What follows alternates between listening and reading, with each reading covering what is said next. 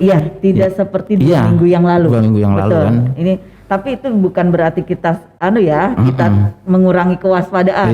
Tetap kita harus waspada karena memang di tempat terbuka kita ini sudah kita sudah harus menganggap ini sudah banyak terpapar virus. Jadi kita harus memang meningkatkan kewaspadaan. Walaupun ini jumlah pasien masuk tidak seperti yang 2 minggu kemarin sebelumnya yang memang sangat krodit kami di rumah sakit gitu ya.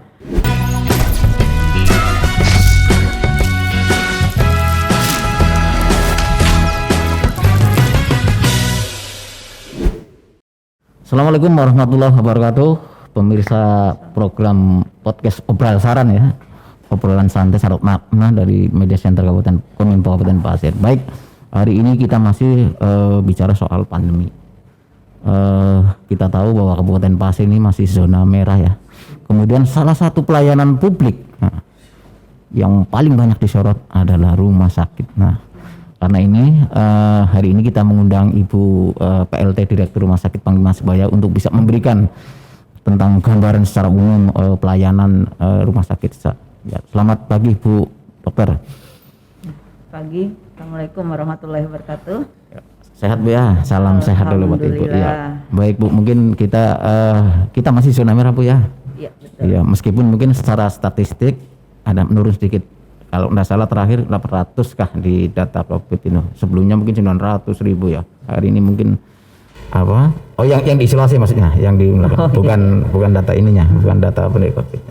Baik Bu, mungkin Ibu bisa jelaskan secara umum ini atau mungkin Ibu memberikan pengantar dulu ya kan tentang apa perkembangan COVID ini kemudian masuk ke manajemen rumah sakit atau pelayanan di rumah sakit. Baik Bu, mungkin Ibu bisa dijelaskan. Baik, terima kasih. Saya ulangi. Assalamualaikum warahmatullahi wabarakatuh. Selamat pagi, salam sejahtera untuk kita semua. Salam sehat selalu untuk semua yang mendengarkan ini. Seperti yang tadi sudah disampaikan bahwa pandemi kita masih terus berjalan dan kita berharap, saya yakin semua menginginkan pandemi ini cepat berakhir. Tidak terkecuali bagian dari anggota kami di rumah sakit, karena ya sangat-sangat cukup melelahkan. Sudah 1 tahun lebih kita berjibaku dengan yang namanya pandemi COVID-19, di mana sebelum saya menyampaikan update terakhir pasien kami yang ada di ruang isolasi Rumah Sakit Panglima Sebaya, kami sekali lagi menghimbau kepada kita semua untuk dapat terus melakukan pengetatan protokol kesehatan yang sudah sering disampaikan. Kami mengingatkan kembali untuk itu karena ini adalah tugas kita bersama, tidak hanya dari lini kesehatan, baik itu dinas kesehatan, rumah sakit dan puskesmas, tapi ini tugas kita bersama, baik dari semua masyarakat ya yang terkhusus di Kabupaten Pasir, karena kita ingin Kabupaten Pasir dapat bisa keadaan COVID-19 ini bisa kita kendalikan seperti yang diharapkan juga oleh Bapak Bupati. Ya, kami sebagai salah satu pelayanan publik tadi disebutkan yang merupakan rumah sakit satu-satunya di kabupaten kita ini, dan kami juga ditunjuk sebagai rumah sakit rujukan secara nasional. Ya, kami mengusahakan semaksimal mungkin apa yang kami bisa lakukan, karena selain ini merupakan tugas dan tanggung jawab kami secara profesional, ini juga merupakan tanggung jawab kami sebagai pelayanan publik di rumah sakit. Untuk update data di Rumah Sakit Panglima Sebaya per hari ini jumlah pasien yang kami rawat ada 50 orang yang sudah ada di ruang isolasi. Kemudian yang terpasang ventilator itu kemarin informasinya masih ada 5 orang. 5 orang. Ya. Ini yang masih ada di IGD ada 7 orang yang masih menunggu pemeriksaan lebih lanjut, kemudian nanti akan dimasukkan ke ruang perawatan isolasi. Untuk jumlah kamar ruang isolasi yang kami siapkan, yang di awal mungkin sudah mendengar informasi kami juga laporan sebelumnya, di awal-awal kita mempunyai 41 bed untuk ruang isolasi. Kemudian seiring perkembangan penambahan kasus yang 1 bulan terakhir ini sudah meningkat sekali ya, sampai 4 kali lipat. Ya. Gitu. Pernah tertinggi berapa, Bu? Tertinggi? Angka tertinggi? Harian yang masuk maksudnya? Ya, tertinggi ya, pernah tertinggi itu sekitar Pernah berapa? sampai masuk itu 17 pasien sehari itu pernah sehari, ada, ya. Kemudian juga untuk kematian sehari pernah ada sampai 7 orang. 7 orang. Ya. Ya memang informasi dari teman-teman kami di pelayanan yang langsung menangani pasien yang masuk ke IGD sekarang ini tidak seperti tahun lalu, gitu. Jadi yang masuk sekarang sudah dalam keadaan kondisi sedang ke berat. Gitu. Sedang ke berat ya. Jadi memang kalau sudah kondisi arah ke berat ini kan ya seperti kita ketahui bersama ya pasti angkanya itu persentasi untuk ke arah kematian itu lebih tinggi gitu. Makanya memang jumlah kematian kita pun juga bertambah gitu. Sampai yaitu 4 kali lipat, baik seiring jumlah yang masuk dengan jumlah kematian yang semakin banyak yang masuk, semakin banyak juga kematian karena itu tadi kondisinya yang berat. Gitu. Jadi Bu, untuk saat ini Bu ya kan biasanya kalau masa pandemi ini kan banyak sekali masalah-masalah terkait, mungkin bisa jadi masalah oksigen, masalah obat, kemudian masalah ini gimana cara memanage Bu atau manajemen ini dalam kondisi seperti ini. Iya betul. Dengan bertambahnya kasus ya pasti kita juga sudah harus memikirkan. Apalagi kita melihat berita ya secara nasional di Pulau Jawa ya, di Pulau Jawa Bali itu peningkatan mereka sudah lebih duluan ya dibanding kita ini baru gitu. Nah mereka di sana sudah mulai mereda dan kami berharap juga di daerah kita juga akan semakin termasuk turun. Ini pasien yang masuk juga sudah agak mulai reda Bu ya atau gimana Bu? Iya tidak seperti 2 minggu yang lalu. 2 minggu yang lalu kan. Ini tapi itu bukan berarti kita kita mengurangi kewaspadaan. Tetap kita harus waspada karena memang di tempat terbuka kita ini sudah kita sudah harus menganggap ini sudah banyak terpapar virus. Jadi kita harus memang meningkatkan kewaspadaan. Walaupun ini jumlah pasien masuk tidak seperti yang 2 minggu kemarin sebelumnya yang memang sangat krodit kami di rumah sakit gitu ya. Jadi terimbas pastinya, pastinya terimbas kepada masalah obat, masalah BHP lainnya, APD, termasuk juga oksigen. Nah oksigen ini kita alhamdulillah ya pagi ini tadi belum saya kesini itu ada datang oksigen liquid yang cair. Itu nanti yang akan disuplai ke ruangan-ruangan. Selain ruang isolasi, ruang perawatan yang lain juga ada yang namanya oksigen sentral. Jadi itu yang dari liquid. Samping itu juga kita ada oksigen tabung. Nah, sementara ini kita memang masih kerjasama dengan pihak ketiga dalam hal ini sama TOR. Ya mengingat beberapa waktu yang lalu sempat ya krisis oksigen gitu. Kita tapi dari rumah sakit tetap mengusahakan koordinasi baik tingkat kabupaten maupun provinsi. Alhamdulillah dengan pihak ketiga kita masih bisa mereka mengusahakan untuk pengiriman ke rumah sakit. Biasanya Bu dokter itu kalau permintaan itu biasanya kalau misalkan rumah sakit minta segini gitu kan. Kemudian biasanya yang datang itu berapa persennya atau memang full 100% datang sesuai permintaan atau gimana deh biasanya? Iya. Pernah kan biasanya di sebelum yang kasus meningkat kita biasanya secara rutin mendapat suplai itu kiriman kurang lebih 3 minggu sekali. 3 minggu sekali. Sampai terakhir waktu pas kemarin tinggi-tingginya itu 5 hari sekali itu harus sudah terpenuhi. Nah kalau dari tabung misalkan kita berharap 100 tabung datang, tapi maksimal mereka kirim itu 83. 83. Karena truknya itu di samping persediaan tabung ya yang terbatas, truknya ini juga tidak bisa memuat sebanyak itu. Karena kalau waktu pengantaran itu letaknya itu berebah atau tiduran gitu ya tabungnya. Kalau kosong dia bisa diberdirikan.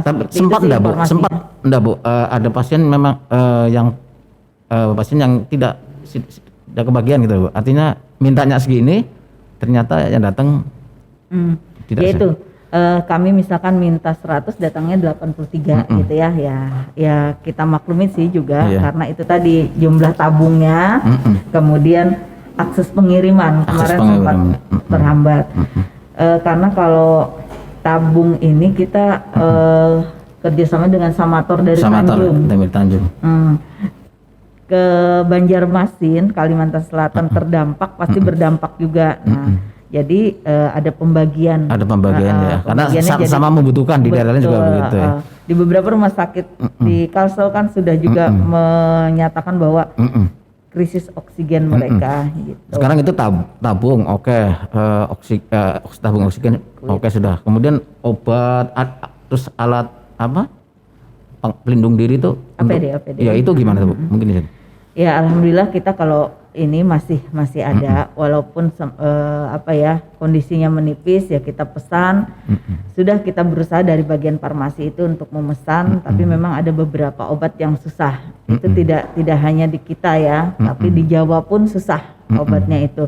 Karena ya itu tadi kembali ke demand-nya yang meningkat kan. Jadi ya suplai maksudnya pembagian ke daerah ini memang jadi agak berkurang dan agak sedikit susah didapat obatnya. Rumah sakit ini kan tidak hanya melayani pasien COVID aja Bu, pasien umum. Ini bagaimana Ibu memanage dua ini Bu, supaya semua juga tercover layanannya ini gimana itu pengaturan? Iya, betul sekali karena karena tadi kembali ya kita ini merupakan satu-satunya rumah sakit yang berada di Kabupaten Pasir. Jadi kami selalu berkoordinasi dengan teman-teman di pelayanan bahwa bagaimana caranya gitu kan, karena kita harus melakukan pelayanan, dua pelayanan, karena kita bukan rumah sakit khusus COVID saja, tapi juga yang non COVID kita harus layani, karena kasihan juga banyak pasien-pasien yang khususnya yang sudah kronis yang biasa tiap bulan, tiap 2 minggu sekali, kadang ada yang kontrol. Nah, yang itu tetap. Jadi kami memang melalui humas juga memberikan edukasi bahwa kepada masyarakat yang memang biasa kontrol rutin untuk jangan takut ke rumah sakit, karena zonanya sudah kami bagi. Zona yang hijau daerah mana kan termasuk di poli ya gitu ya. Kalau yang ruang-ruang isolasi kan di bagian belakangnya. Jadi istilahnya pelayanan untuk pasien non COVID insya Allah tidak akan terganggu. Termasuk pengaturan dokter itu Bu, kan ada dokter memang yang dikhususkan untuk menangani pasien COVID, ada yang memang dia harus umum, itu juga diatur juga atau gimana tuh Bu? Iya, jadi teman-teman spesialis khususnya ya dan teman dokter yang lain, dokter umum, kita ada jadwal gitu, karena pastinya juga kalau tidak dijadwal kasihan teman-teman di pelayanan ya pasti perlu juga untuk mobilisasi ya ke tempat yang selain zona merah, termasuk perawat, bidan juga kan ada jadwalnya. Jadi untuk dokter spesialis misalkan kayak paru kita kan alhamdulillah kita sudah punya 2 orang. Jadi bisa dijadwal bergantian untuk yang fokus di ruang COVID, maksudnya ruang isolasi. Jadi bergantian ke poli segala macam. Dan sebenarnya kalau kita bicara idealnya itu Bu, kan kelihatannya nakes juga kewalahan juga Bu ya dengan yang ada itu, ada yang mungkin ada yang terkena, ada yang ini kan, ini sebenarnya kalau gimana nih Bu? Ya kalau masalah terdampak pastinya karena kami resiko kami ya, karena kami berada di rumah sakit, pastinya resiko lebih tinggi dibanding dengan masyarakat di luaran gitu. Ya alhamdulillah apresiasi juga kepada teman-teman di pelayanan bahwa tetap terus semangat dalam memberikan pelayanan kepada masyarakat karena memang ini udah profesi kami dan kami mempunyai tanggung jawab moral untuk itu. Terlepas dari lainnya, kami juga manusia biasa ya, yang dibilang jangankan masyarakat biasa, dokter pun juga bisa sakit ya. Ini salah satu bentuk bahwa virus itu memang ada gitu loh. Ya kami juga proteksi diri sudah gitu. Betul. Ya, tapi ya qadarullah ya sebagian dari teman-teman kami sudah banyak yang terkonfirmasi. Per hari ini ya menurut laporan itu masih ada tenaga kesehatan kami yang isolasi mandiri. Untuk tanggal 6 Agustus ini ada 56 orang. 56? Ya, 41 tenaga kesehatan dan 15-nya itu non kesehatan gitu. Jadi masih ada beberapa orang yang menunggu hasil swab juga gitu. Jadi kami internal di rumah sakit sempat ya pastinya sedikit bingung, bahkan banyak bingung ya untuk mengatur ya. Karena penambahan ruangan idealnya harus ditambahi dengan SDM gitu. Ya, betul. Sedangkan ini SDM kami banyak juga yang terpapar gitu kan. Kemudian kami sudah juga berkoordinasi dengan Bapak Kepala Dinas.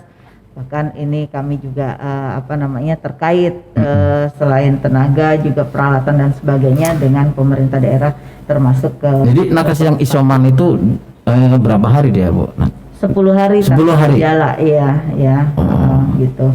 Jadi kami di rumah sakit mengidentifikasi ya teman-teman di sana yang mempunyai pasti berdampak ada gejala dan tidak ya yang dikenal dengan OTG gitu ya.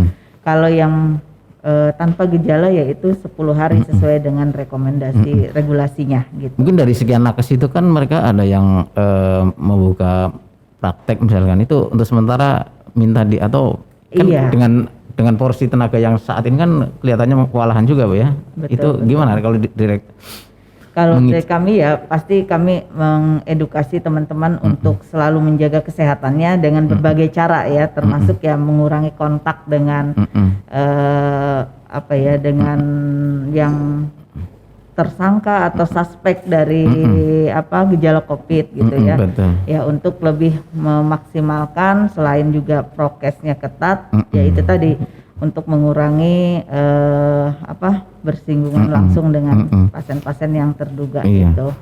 Mungkin yang terakhir Bu dokter ini ada enggak Bu selama perjalanan ini penanganan COVID ini terganggu dengan informasi ya kan yang pertama membuat masyarakat jadi takut ke rumah sakit, mungkin Ibu bisa cerita ya. Ya terkait dengan pemberitaan ya, pemberitaan ya pasti masalah pandemi ini tidak hanya di kita ya, tapi secara nasional bahwa yang terus terang yang istilahnya masih menganggap COVID ini tidak ada, itu pun masih ya kami menghargai pendapat sebagian orang terkait itu, tapi fakta-fakta kami menyampaikan data real, bukan menakut-nakuti bahwa kami yang bertugas di rumah sakit, teman-teman di pelayanan, bukti-bukti bahwa COVID itu ada, itu pasti. Tapi kami juga menghimbau kepada masyarakat jangan terlalu takut karena nanti membuat stres ya pasti imun kita juga akan menurun. Jadi kita harus selalu waspada dengan tetap melaksanakan prokes itu, kemudian termasuk berolahraga dan sebagainya, berjemur dan sebagainya, itu merupakan ikhtiar kita ya. Terlepas dari apapun itu, di masa pandemi ini kami juga ingin mengucapkan terima kasih kepada semua yang sudah bekerja sama, baik itu dari pemerintah daerah, dari swasta, dan masyarakat secara luas yang sudah membantu kami, karena kami merasa kembali ini tidak tugas dari tenaga kesehatan saja, tapi tugas kita bersama. Jadi marilah kita ya sama-sama bekerja sama dan sama-sama bekerja gitu. Tapi yang jelas ini sudah mulai agak landai Bu ya. Mudah-mudahan selanjutnya seperti itu. Iya. Karena harapan dari Pak Bupati juga kami menambah ruangan. Beliau berharap dan kita semua pastinya tidak ingin ruangan yang sudah kami siapkan terisi. Gitu. Bagaimana caranya ini merupakan PR untuk kita semua. Karena rumah sakit adalah saya sampaikan garda terakhir. Kalau garda terdepan itu adalah dari masyarakat sendiri. Iya, kalau masyarakat sehat dan sebagainya pasti akan sedikit yang akan dirujuk ke rumah sakit. Iya. Gitu. Baik, terima kasih Bu Dokter pada kesempatan hari ini atas waktunya bisa hadir dalam acara podcast kami, dan pemirsa itu tadi gambaran yang dijelaskan PLT Direktur Rumah Sakit Panggilan Sebaya Bapak Ibu Dokter Nurdiana. Terima kasih atas perhatiannya. Assalamualaikum warahmatullahi wabarakatuh. Waalaikumsalam warahmatullahi wabarakatuh. Salam sehat. Terima kasih.